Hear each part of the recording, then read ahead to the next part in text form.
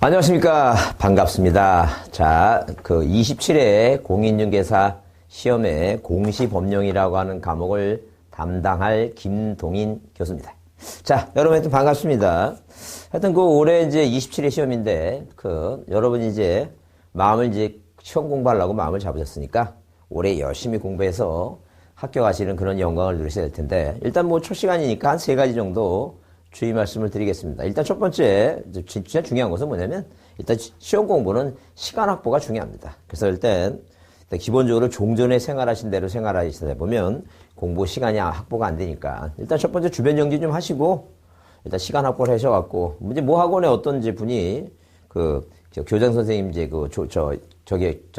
정년퇴직 하시고 공부를 시작하셨는데, 하루에 오전에 수업한 것을, 한 4시간 수업한 것을 복습하는데, 자, 일단 5시간이 걸리더랍니다. 그래서 하루에 꼬박꼬박 5시간 걸려갖고, 만 나이 66세 되신 분이, 65세 되신 분이 그 시험에 합격하신 걸 보면, 일단 공부라고 하는 것은 이제 꾸준히 열심히 한다는 게 중요하니까, 일단 주변 정리하시고, 이제 앞으로는 뭐예요? 무슨 그 결혼식이라든가 돌잔치라든가 이런 데는 절대 가지 마시고 돈만 보내세요. 돈만. 왜냐면 그 주최 측에서는 사람이 오는 것보다 돈이 오는 게 더 중요하니까. 그래서 요새 유행하는 노래 있죠?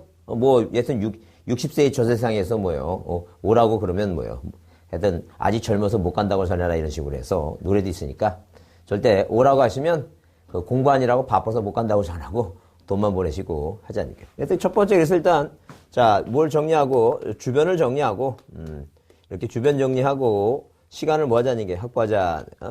두 번째 얘기는 그 시험 범위 얘기입니다. 시험 범위. 시험 범위는 뭐예요? 우리가 정해져 있습니다. 그래서 우리가 언제부터 지금 1회부터 몇 회까지가 지금 26개까지 시험 있죠?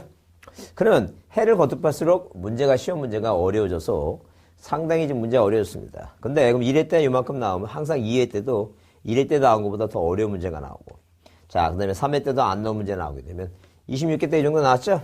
그러면 요게 1회 때부터 26개까지, 여기까지가 시험 범위예요. 그래서 우리가 기본적으로 여러분 지금 공인중개사 과목이 1차 과목이 민법하고 학개론이 있고, 2차 과목이 공법하고 공시법하고 세법이 있고, 공인중개사법이 있습니다. 자, 과목이 너무 많습니다. 그래서 여러분 공부하기가 많이 쉽지 않아요. 쉽지 않은데, 근데 국가는 물론 이제 이런 과목이 필요하니까 이제 자격심이 필요하니까 하지만 여러분한테 처음 공부하는 것 치고 많은 양이 많습니다. 양이 많아갖고 1차 공부하느라고 2차, 특히 공시세법은 공시법이 24문제고 세법이 16문제이기 때문에 잘 쉽게 여러분 다루질 않아요.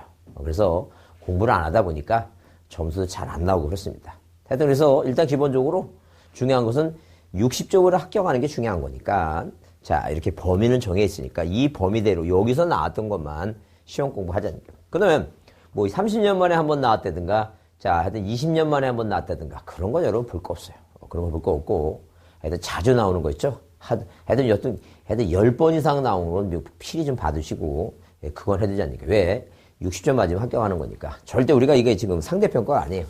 절대평가라는 걸 좀 생각해 두시고, 자, 그렇게 공부하시면 돼요. 하여튼 그래서 제가 수업 시간에, 자, 많이 가르쳐 드리는 게 좋은 게 아니더라고요. 왜냐면, 많이 해봤자 소화를 못 하는데, 그리고 이 공시법령 많이 남아서, 많이 봐서, 아무 소용이 없어요. 자, 아무 소용이 없으니까, 절대 많이 한다고 좋은 게 아니니까, 뭐만 하자는 얘기니까, 시험에 나올 것만 제대로 해갖고, 하여튼 60점만 받을 수 있도록 노력을 좀 해보자, 이제 그런 얘기야. 하여튼 제가 수업 시간에 중요하다고 벌표해놓으라고 이거 매년 나온다. 이런 거는 제대로 좀 봐두자는 얘기예요. 그거 꼭 받으시고.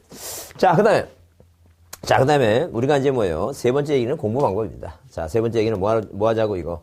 외우자. 자, 외우자. 자, 그 이유는 뭐냐면 우리가 아침 9시에 시험 문제를 나눠주고 밤 9시까지 풀어보라면 전부 다 다 뭐 하더라는 얘기예요.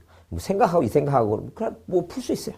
근데 시험은 50분 만에 딱 풀어야 되니까 딱 시간이 타이트하게 정해져 있는 거예요. 정해져 있으니까 생각할 여유가 없어요. 그냥 딱 보고 탁탁 찍어야지. 그러기 위해서는 외울 수밖에 없어요. 제가 일례로 만약에 제가 어느 지금 무슨 학원에 가요. 이 세 글자가 세 글자인 그런, 자, 학원에 간다는 얘기예요. 학원에. 자, 글자가 딱 한 글자 있고, 그 다음에 자, 무슨 학원이에요. 무슨 학원, 이게 세 글자라는 게. 그러면 이 글자가 세 글자니까 어느 그 전철에서 내리면 그 학원을 찾아가려면 만약에 뭐예요? 안 해오면은 이게 우왕좌왕하면서 한 서너 번 다니면 한 3번이나 4번 가면 이제 길이 익숙해지니까 그 학원을 찾아가요. 근데 한 번 딱 외워두면 그렇게 우왕좌왕할 필요 없어요. 그 출구로 나가면 되니까. 그러니까 이 3글자니까 뭐예요? 3글자니까 그 3번 출구로 나가면 돼요. 똑같은 얘기예요. 그러니까 한마디로. 한번 이렇게 외워두면 그냥 뭐 하면 돼요? 그것만 탁 나오면 되지. 그걸 우왕좌왕할 필요가 없다니까요. 그래서 공부는 좀 뭐 할 필요가 있다는 얘기예요. 외울 필요가 있다. 그러니까 외울 필요가 있다. 그래서 우리가 실례로 만약에 뭐예요? 실례로 자, 그 우리 초등학교 뭐예요? 초등학교 그 문제, 과학 문제 중에 한 3학년이나 그 과학 문제 이런 게 있어요. 그 만약에 그 암탉이 뭐예요? 저희 알을 품으면 병아리가 나옵니다. 그래서 엄마들이 얘기합니다. 내가 너를 뭐예요? 배에 품어갖고 뭐 몇 달 만에 뭐 이런 식으로 설명을 다 해주면 애들 다 이해를 해요. 자, 그런데 이해하는데 시험 범위는 어떻게 나오냐면, 시험은 어떻게 나오냐면, 그 닭이 뭐예요? 결혼을 며칠 품어야지만이 병아리가 태어나나. 그게 문제입니다. 그럼 우리가 아이한테 이렇게 합니다. 닭을 한번 써보라 그러고, 닭이 뭐, 이렇게, 물론 리을 기억이지만 이렇게 20일, 이게 20일입니다. 20일. 이게 닭을 몇 번 이렇게 써보라 그래갖고 20일이다. 이렇게, 그렇게 알려줄 필요가 있어요. 그래서 이렇게, 자, 시험은 뭐예요? 외워야지만이 붙을 수 있다는 걸 이렇게 한번 이제 여러분이 이해를 좀 해두셔야 돼요. 좀 더 차원을 높여보게 되면, 만약에 뭐예요? 공개 흐름인데, 뭐 초등학교 4학년 정도 문제 되는데, 자, 이해를 시킵니다. 뭘 이해시켜요? 만약에 육지가 있고 바다가 있습니다. 자, 태양이 뭐예요? 태양이 뭐 하게 되면, 내리쬐게 되면, 이 지표면상이 더워지죠? 더워지면 뭐예요? 공기 수증기가 공기가 올라갑니다. 그래서 이 빈 공간이 생기니까 바다 쪽에서 육지 쪽으로 뭐예요? 바람이 불어옵니다. 이렇게. 그죠? 자, 근데 밤에는 반대겠죠? 그럼 이해가 됐으면 이제 시험 문제 어떻게 나오니까, 과연 밤에는 바람이 어느 방향으로 부냐. 이런 게 시험이에요. 그러면 이해가 됐으면 이제 외워야 되겠죠? 그 외우자는 얘기예요. 그 외우는데 뭐예요? 밤에는 이렇게 밤이니까 어느 방향으로 이거 바다 방향으로 이게 잠깐 이런 식으로 자 아이들한테 이해시켜갖고 자 이렇게 암기게 해야 됩니다. 그래서 근데 이해했으면 뭐 하는 게 암기하는 게 가장 기본이에요. 가장 기본이니까 여러분이 꼭 필히 이제 이렇게 자 제가 첫 시간에 3가지 말씀드린 거 뭐 하자고 주변 정리하시고 그다음에 뭐예요? 시험 범위는 정해 있으니까 중요한 것만 뭐예요? 보라는 거하고, 그 다음에 이제 공부하는데 이제는 뭐예요? 뭐 하자는 게? 이해가 됐으면 외우자는 게. 외워야지만이 뭐가 나온다? 점수가 나온다. 이렇게. 그렇게 꼭 좀 받으시고, 기억을 좀 해두자. 기억해두자. 그래서 우리가 요즘 뭐 실례로 우리 얘기는 뭐 사극 같은 거 많이 보시죠? 삼국시대 이렇게 보시면. 자, 이게 중국이 돼 있죠? 그러면 이게 옛날에는 이제 이렇게 십자가 외교를 했습니다. 십자가 외교. 그 십자가 외교라고 하는 것은 그 지역 사정에 있어서 만약에 뭐예요? 신라는 고립돼 있었기 때문에 어디 그 대제국인 이 고구려하고 고구려 뭐 중국의 어떤 나라하고 이렇게 외교합니다. 그러다 보니까 백제가 뭐 이렇게 고구려 신라가 뭐예요? 압박을 하니까 어디 이 섬나라 쪽발이 나라 이 섬나라하고 그다음에 중국의 어느 나라하고 이 백제하고 이제 이렇게 십자가적으로 이렇게 외교를 했습니다. 왜? 횡촉으로 종촉으로. 그런데 문제가 뭐냐면 그 이 시대가 어떤 시대냐 몇 세기냐 몇 세기가 시험 문제입니다. 몇 세기냐. 그 몇 세기냐 나오게 되면 이렇게 이제 몇 세기 이렇게 4세기입니다. 4세기 이렇게 4세기. 이게 4세기다 4세기. 이게 4세기 때예요. 그 이렇게 머릿속에 기억해 놓으면 상당히 오래 갑니다. 그다음에 이 백제는 어느 나라하고 중국의 어떤 나라하고 백제 섬나라 이렇게 했을까 했을 때 우리가 용필형님의 노래가 있어요. 뭐라고? 꽃피는 동백섬이라고. 이게 동진이에요, 동진. 네, 동백섬입니다. 동백섬. 자, 이런 식으로 정리해주면 기억이 오래 가요. 그래서 우리가 자, 이 학원가에 정설이 있습니다. 무슨 정설이 있냐면 일단 이해하고 암기하면 뭐 고득점입니다. 한 7점 이상 나와요. 근데 이해만 하면 59.5예요. 젊은 친구 암기하면 6점 맞습니다. 이게 정설입니다. 그래서 만약에 근데 이해만 나이가 50대 중반까지 그냥 이해만 하고 뭐예요? 학교 갈 수 있는 뭐예요? 그 학교 갈 수 있는 기간이 몇 년이냐면 그게 한 5년이에요. 딱 하여튼 5년만 공부하면 뭐 하지 않더라도 암기 안 해더라도 뭐예요? 학교 갈 수 있는 나이층이 50대 중반까지는 가능합니다. 근데 50대 후반 넘어도 그것도 잘 안 돼요. 잘 안 되니까 하여튼 절대로 뭐예요? 자, 합격하기 위해서는 반드시 뭐가 필요하다? 암기가 필요하다. 그 말씀 꼭 드리고 싶어요. 자, 제가 이제 가리키는 바는 이제 그 부동산 공시법이라고 되어 있습니다. 자, 그러면 이렇게 뭐예요? 이렇게 부동산 공시법이라고 하는 것은, 자, 이 부동산 뭐예요? 부동산 공시법이죠? 자, 공시법이라고 하는 것은 뭐예요? 뭐에 대해서, 자, 이 부동산에 대해서 공적 장부를 만들어서 널리 세상 사람들한테 보여주겠다라는 게 이제 자, 공시법입니다. 자, 그러면 이 공시법이라는 과목은 제목이 자, 없어요. 이거는 당연히 없어요. 자, 이 법 자체는 없어요. 다만 공인중개사 시험을 위해서 만들어진 거예요. 만들어진 거니까 이 공시법에는 뭐가 있고 부동산 등기법이 있어요. 이렇게 부동산 뭐가 있다? 부동산 등기법이라고 하는 게 있습니다. 부동산 등기법이라고 하는 게 있고. 자, 그 다음에 공간정보 구축 및 관리에 관한 법률이라고 하는 게 있는데 너무 길어요. 너무 길으니까 수업 시간마다 그 말을 하기는 너무 복잡해요.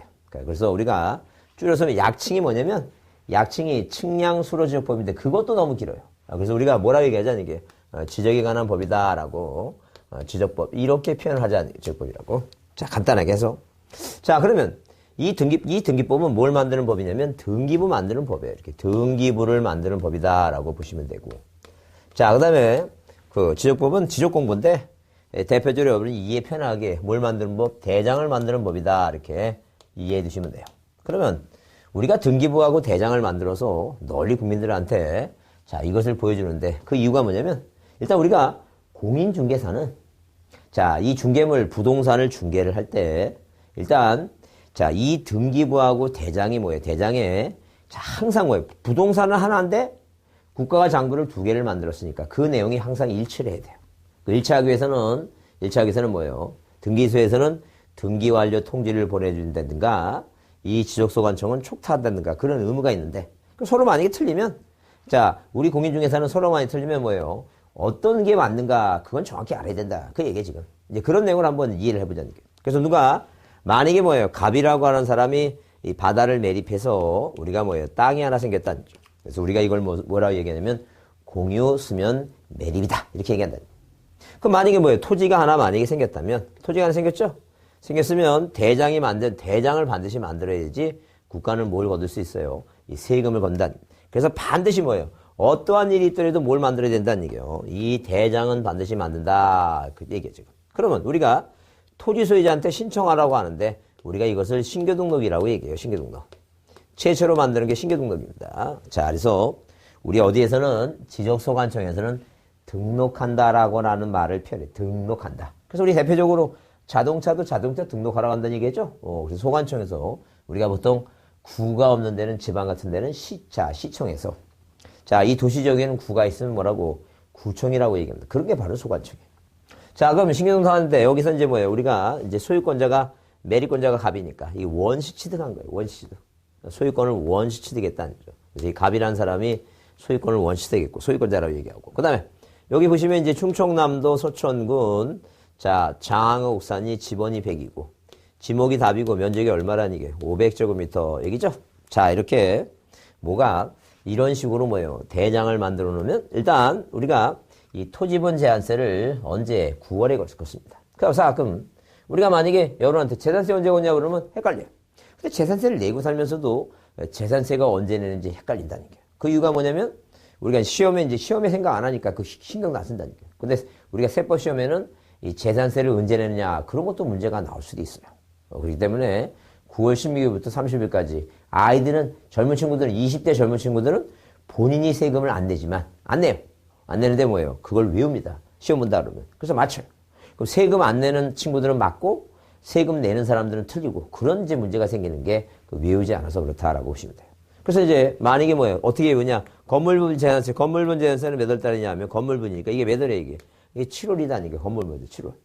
그럼 여기 플러스 뭐예요? 건물 플러스 토지를 더하면 토지가 두 글자니까 그게 바로 9월이다니까.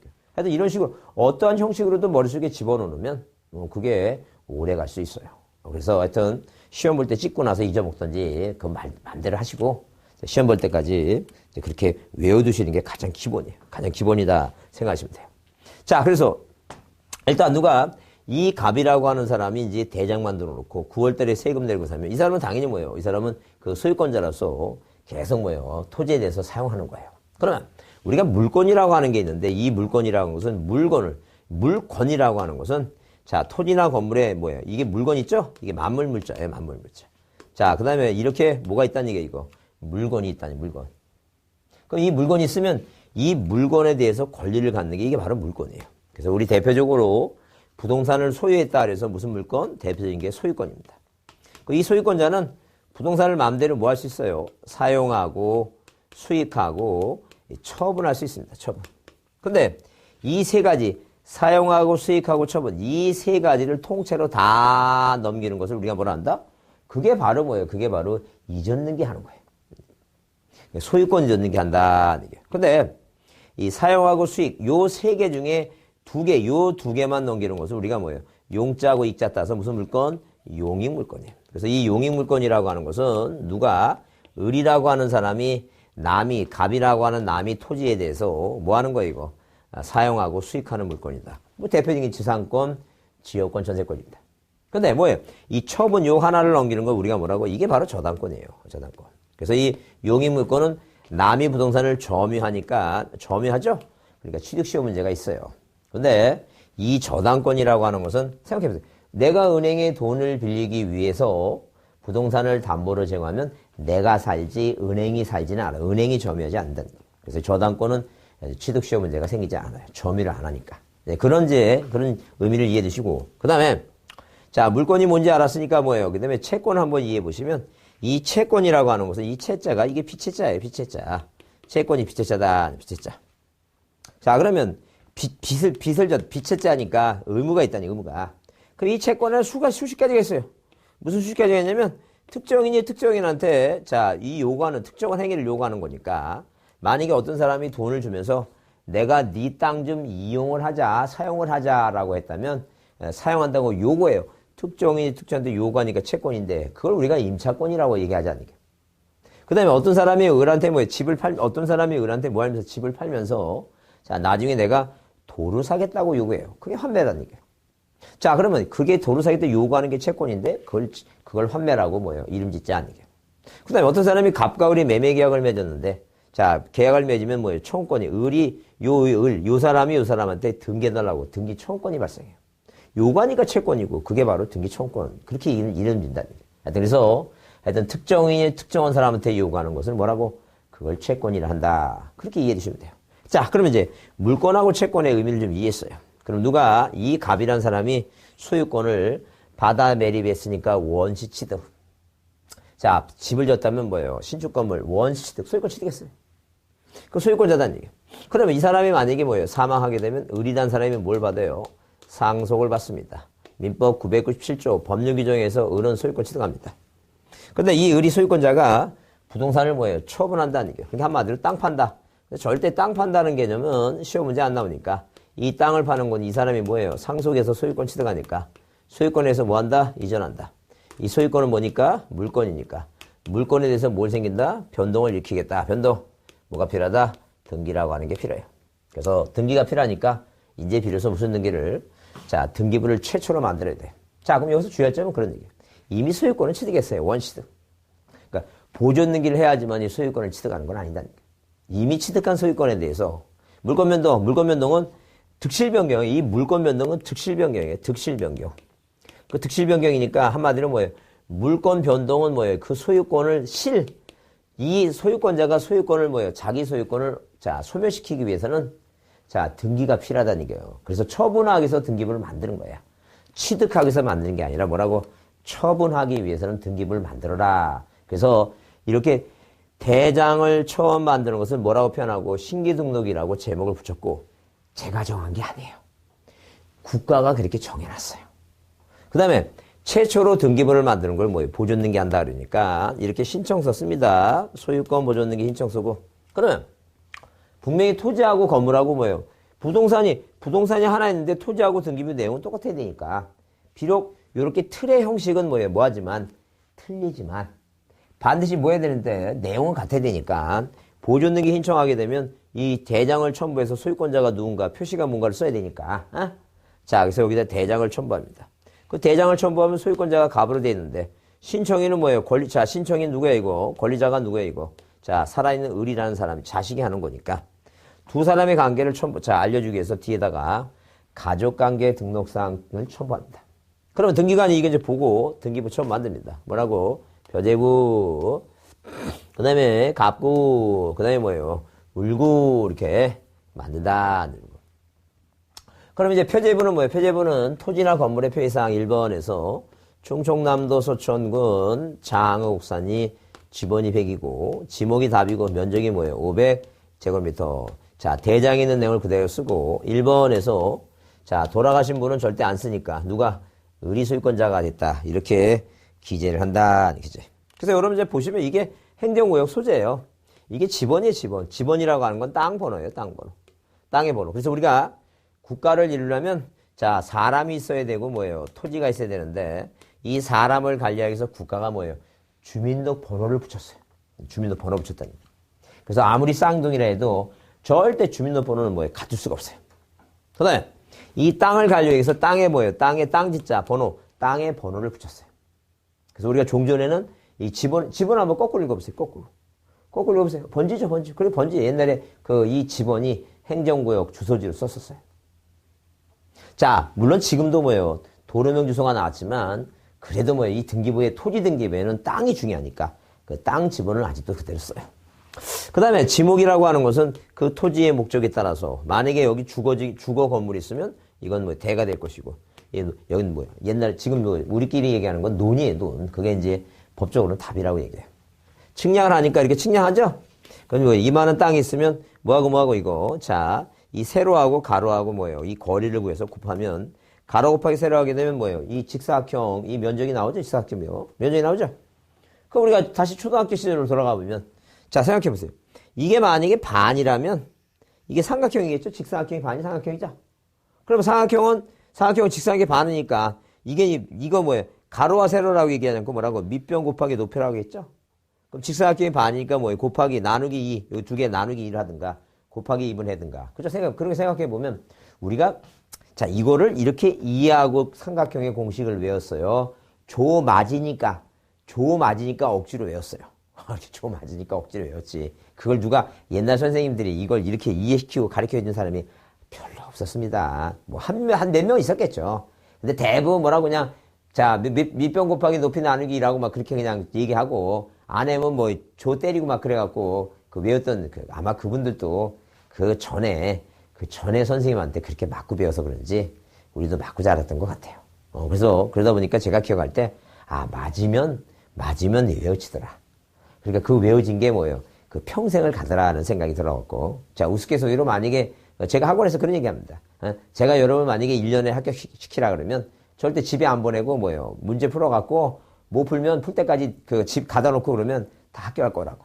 그래서 제가 꼭 학원에 가면 맨 처음부터 물어봅니다. 본인의 의지에 의해서 오셨습니까?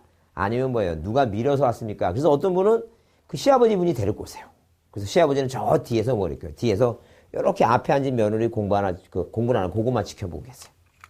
어떤 친구는 엄마가 학원에 안 가면 용돈 안 준다 그래갖고 공인중개사 따로 왔는데 공부 안 하고 맨날 뒤에서 잡니다. 안타깝습니다. 그리고 어떤 젊은 친구는 그 29살 먹은 아가씨인데 이제 선 보고 나서 이제 뭐예요? 선 보고 나서 결혼하려고 그러니까 그 시아버지 자리가 이렇게 오셔갖고 얘기하더랍니다. 다른 것이 혼수가 필요 없으니까 그냥 공인중개사 자격증이나 하나 갖고 오면 그걸로 족하다 그래서 공부한다고 얘기하는데 하여튼 여러 가지 사이도 많습니다. 그래도 중요한 거는 내가 공부하려고 의지를 갖고 왔다는 게 중요한 거니까 하여튼 공부를 하셔야 돼요. 옛날처럼 그냥 억지로 억지로. 물론 저도 옛날에 조 맞아가면서 공부하라고 집에서 하든지 맞아가면서 저기 했던 사람 중에 하나인데 하여튼 여하튼 간에 여러분 스스로 이제 공부 좀 하셔갖고 이제 옛날 버릇 놓으시고 하셔갖고 이제 합격하셔야 돼요. 자, 그래서 이렇게 이렇게 이 등기부는 을이라고 하는 사람이 소유권자고, 자, 대장은 갑이 소유권자니까 서로 불일치한다는 얘기예요. 그래서 이 등기법에서는 이렇게 보존등기 맞추면 뭘 보내줘라는 얘기예요. 소유권 변경 사실을, 자, 소유권에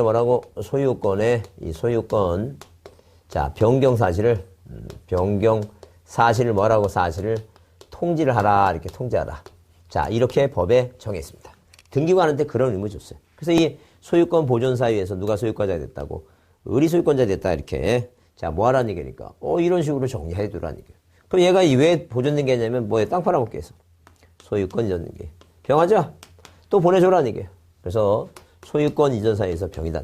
근데, 자, 이렇게 소유권 변경 사실 통지해야 되는데, 어느 해 몇 년 전에 우편 배달부 아저씨가 배가 아프셔갖고 급히 화장실 가시느라고 자, 어디에 우평, 그 뒤에 그 오토바이 뒤에 그 우편 하나가 큰 게 떨어져 갖고 하수로 갔습니다. 하수구로. 그래서 나중에 누가 신고해서 저기 했는데. 그러면, 자, 소관청에, 등기소에서 소관청으로 가야 되는데, 하수구로 갔어요. 그러니까 여기는 뭐예요? 자, 등기부는 병이 소유권자고, 여기는 아직도 의리 소유권자죠? 서로 틀리죠? 근데 여러분 이제 공인중개사 했는데 손님이 찾아왔어요. 공인중개사 사장님, 왜 등기부는 병인데, 여기는 뭐예요?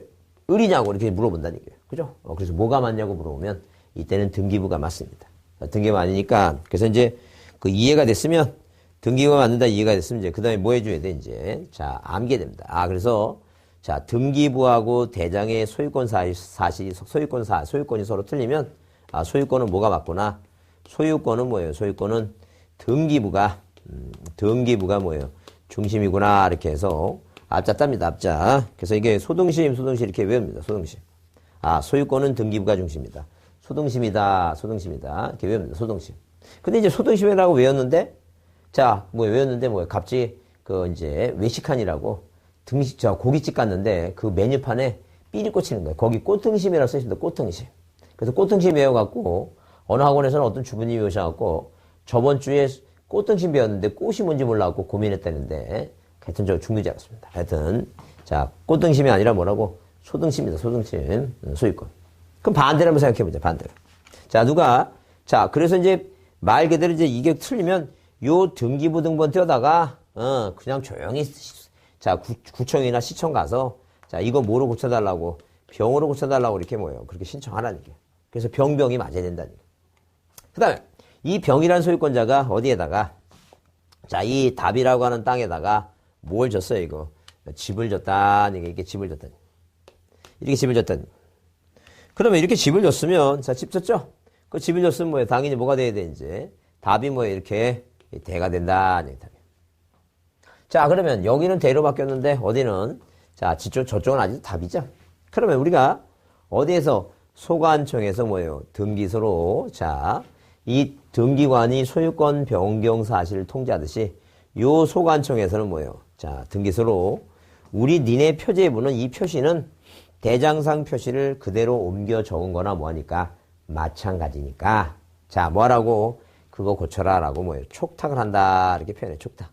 그래서 이 촉탁이라고 하는 표현은 어디 같은 국가기관인 등기소가 아닌 다른 국가기관에서 다른 국가기관이 뭐예요? 어떤 등기소가 아닌 데는 다 하여튼 뭐예요? 무슨 조달청이니, 자, 어디니, 소관청이니, 어디 법원이니, 뭐예요? 하여튼, 어떤 다른 국가기관에서 어디로 등기소로 등기를 신청하는 것을 우리가 촉탁이라 얘기해요.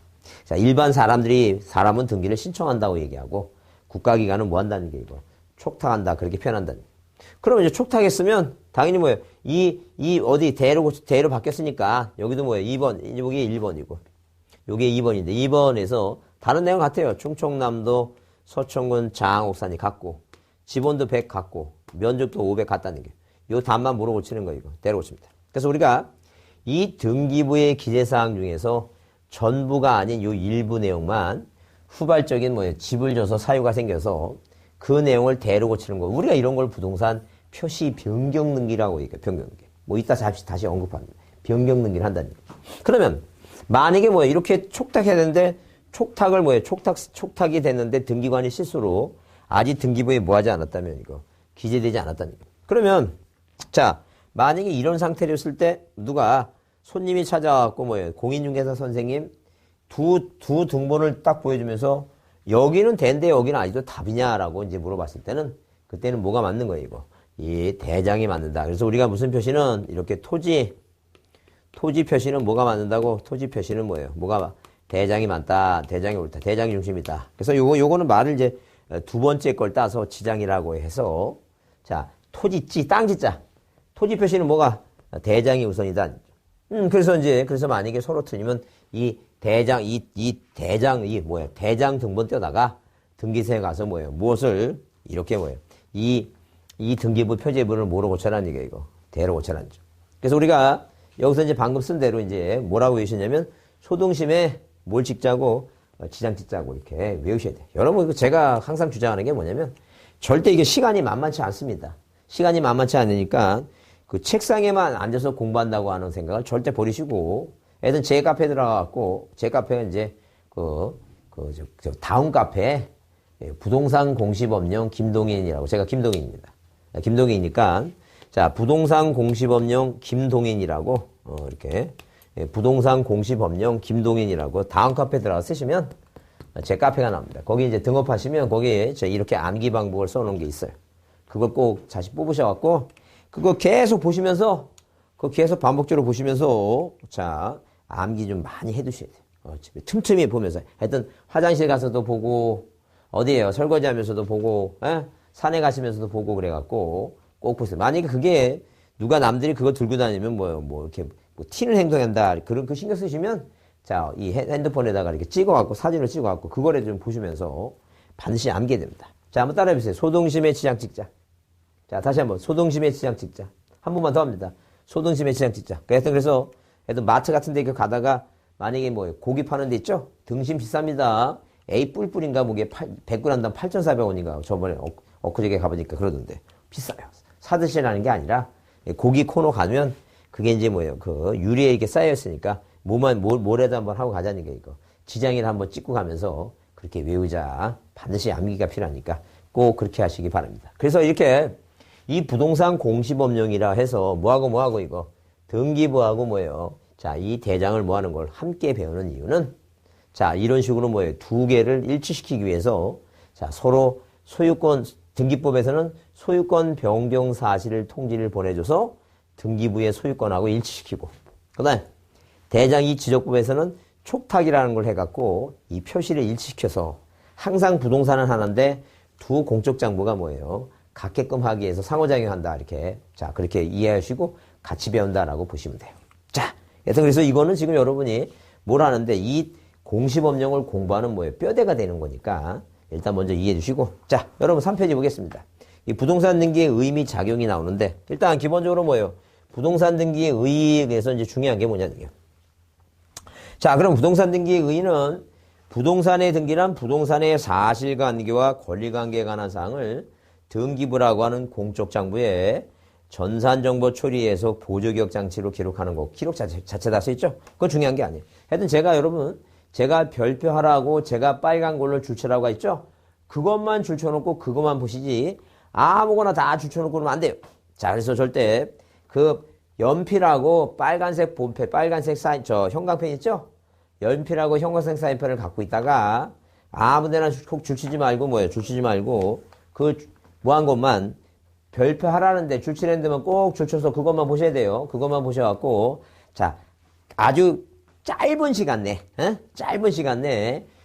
큰 효과를 얻기 위해서는 자 그것만이라도 꼭 좀 하자는 게 많이 할 시간이 없다는 시간. 그래서 여러분 거기 중요한 게 동그라미번 물권 변동의 효력화된 식인데 그게 중요해요. 그러니까 거기다 조그맣게 별표해 두시고 그걸 반드시 보자는 게 그게 중요하니까 그걸 반드시 봅니다. 자, 그러면 거기 기업의 등기관이 등기를 마친 경우 그 등기를 뭐 할 때부터 접수할 때부터 효력이 생긴다 나오죠? 아, 그게 중요하다. 자, 그게 무슨 말인가 내용을 한번 이해를 좀 해보자. 그 내용을 이해해보자. 자, 그러면 우리가 만약에 뭐예요? 자, 우리가 종전에는 등기부 용지를 썼어요. 용지 썼는데 누가 이 갑이라고 하는 갑이라는 사람이 뭐예요? 부동산을 을한테 뭐예요? 자, 집을 팔았어요. 그 집을 팔았는데 집을 파자마자 뭐예요? 갑자기 뭐예요? 집값이 1억 원이나 올랐어요. 2주 만에. 한 달도 안 됐어요. 한 달도 안 되고 2주 만에 올랐어요. 2주 만에. 갑이라는 사람이 억울해서 등기부 등본을 한번 띄워보니까 이 도장이 안 보여요. 옛날에는 뭐냐면 옛날에는 등기부에 뭐하고 기재를 하고 플러스 뭐예요? 여기다 뭐 했어요 이거? 자, 도장을 찍었어요. 등기관이. 자, 그래서 이 등기사무는 자, 어떤 등기관이 했다는 걸 알기 위해서 자, 등기관의 이름이 새긴 도장을 찍었습니다. 그럼 우리가 뭐예요? 도장 찍은 것을 날인한다라고 얘기했어요. 그럼 이게 등기가 뭐가 됐다는 얘기예요? 등기가 완료가 됐다. 그런데 갑이 등기부 등본 떼어보니까 뭐가 없다는 얘기니까 도장이 없다. 도장이 없으니까 이건 완료가 안 됐으니까 등기가 무효다라고 이제. 왜? 물권 변동이 언제 생기는지 시기에 대해서 법에 정해놓은 게 없다는 얘기예요. 왜? 민법은 등기를 해야지만이 효력이 발생한다고 얘기했어요. 근데 등기법은 그런 규정이 없어요. 그러니까 이 기재를 해야지만이 소유권을 취득하는 건지 도장을 찍어야지 소유권을 찍어가는 거지. 그런 규정이 없더라는 거예요. 그래서 이 갑이 소송을 합니다. 소송. 자, 그러면 갑이 이전 등기, 자, 이거 도장이 없으니까 무효라고 뭐예요? 내가 돈 돌려줄 테니까 그거 말사자고 뭐예요? 을한테 얘기하니까 을이 말을 안 되니까 할 수 없이 뭐예요? 자, 갑과 을이 합의가 안 되면 그 막판에 안 되니까 뭐 소송했다니까. 자, 그러니까 대법원에서 판례가 나오기를, 판례가 뭐냐면 판례라고 하는 것은 그런 얘기예요. 누가 사인과 사인 간에 이 두 사람, 사인과 사인 간에 뭐예요? 다툼이 생겼는데 법이 뭘 못해줘요? 해결을 못해줍니다. 그래서 할 수 없이 뭐가 나오게 된 거예요? 이거. 판례가 나오게 됐다. 그래서 이 종전의 판례는 자, 판사가 판결을 내립니다. 사랑하는 원고 갑아 등기관이 실수로 뭐예요? 기재만 하고 도장을 안 찍었다 하더라도 이 사람한테 뭘 줬으니까 그 옛날로 따지면 뭐예요? 그 집문서예요. 등기 필증이라고 옛날에 그랬는데 요즘은 이제 등기필 정보라고 얘기해요. 그 등기필 정보를 줬으니까, 만들어 줬으니까 소유권, 기재만 하면 소유권을 넘어간 걸로 보겠다라고 했다. 안 얘기해요.